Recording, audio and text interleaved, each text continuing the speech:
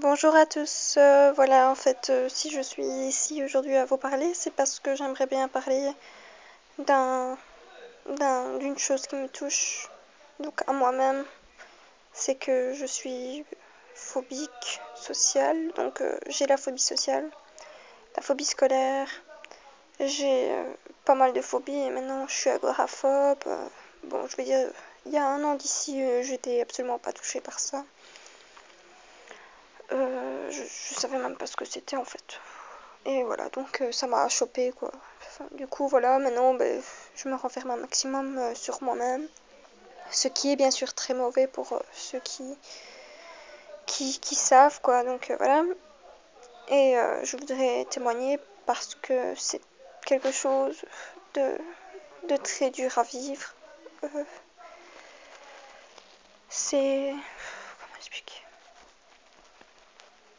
C'est invivable quoi. Enfin, on sait pas faire autrement quoi, bien sûr. Enfin, alors, il y a des solutions entre guillemets. Il y a les thérapies, donc chez les psychologues, thérapies comportementales et cognitives. Je pense que ceux qui sont renseignés le savent.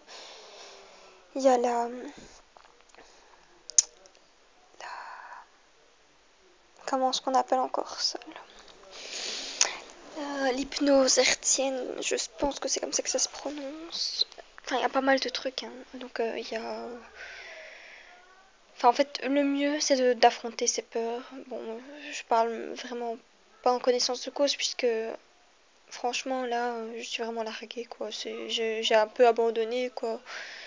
Alors, en plus de ça, si ça dure, que ça devient un long terme, en général, ça entraîne à la dépression, ça entraîne à donc le renfermement sur soi-même, ça entraîne à ne plus avoir de vie sociale, ne plus avoir d'amis, ne plus avoir de rien, quoi. Entre guillemets, même rencontrer l'amour. Voilà, donc c'est impossible, quoi, on va dire. Donc moi j'ai 19 ans. Donc comme je dis, ça va faire un an au mois de février que j'ai la phobie sociale, scolaire. Bon, au début c'était pas vraiment ça, hein. Au début c'était les crises de panique et tout, donc je me demandais ce qui m'arrivait et tout. Maintenant c'est tous les jours, quoi. Tous les jours je ressens un mal-être profond, voilà, quoi. Et c'est c'est vraiment invivable. C'est J'ai déjà fait une thérapie comportementale cognitive qui s'est très bien déroulée, ça s'est super bien passé.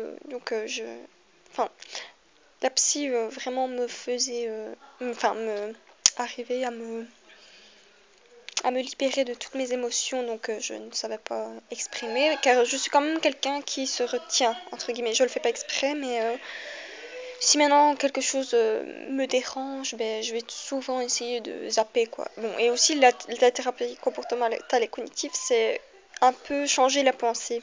Donc transformer une pensée négative en une pensée positive. Euh, donc,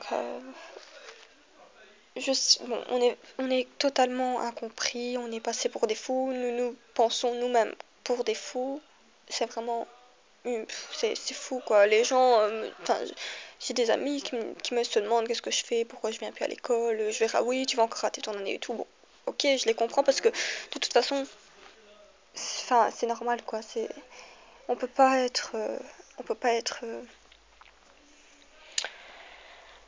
on peut pas être à la place des gens quoi. Moi, si on m'avait parlé de ça il y a un an, enfin limite, j'aurais dit mais c'est pas possible, mais prends sur toi. Enfin, j'aurais fait comme eux quoi. Enfin, j'aurais été un peu dans un sens égoïste, mais bon, c'est pas vraiment être égoïste parce que en fait, au final, les gens ne peuvent pas se mettre à la place des autres, ce qui est tout à fait normal.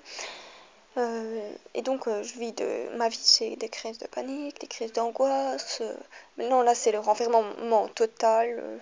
Donc, moi qui adorais sortir en boîte de nuit, qui adorais sortir, aller manger un petit bout, aller au cinéma, qui aimait, enfin, qui avait avant, qui était en couple, donc maintenant qu'il ne l'est plus. Donc, j'étais en couple pendant 4 ans. Donc, imaginez-vous bien, toutes mes habitudes sont, voilà, sont perdues. Mais bon, c'est pas grave, ça, c'est encore autre chose. Et voilà. Et donc, je trouve qu'on devrait se serrer les coudes. Voilà.